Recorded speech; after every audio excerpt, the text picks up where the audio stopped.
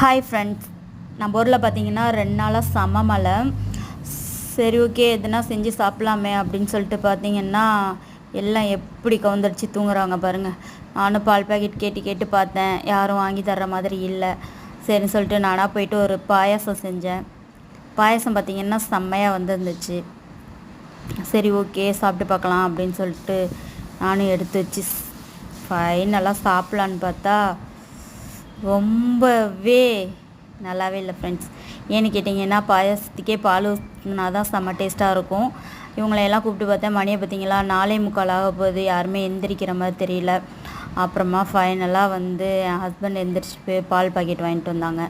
அதுக்கப்புறமா பாலை காய்ச்சி அந்த பாயாசத்தில் ஊற்றின பிறகு தான் செம்ம சூப்பராக இருந்துச்சு. எப்போயுமே பாயாசத்துக்கு பால் தான் செம்ம சூப்பராக இருக்கும். ஸோ பால் பாயாசங்கிறது பால் ஊற்றினா தான் நல்லாயிருக்கும். ஓகே ஃப்ரெண்ட்ஸ், இந்த வீடியோ பிடிச்சிருந்தா லைக் பண்ணுங்கள். ஓகே, நெக்ஸ்ட் வீடியோவில் பார்ப்போம். Okay, by.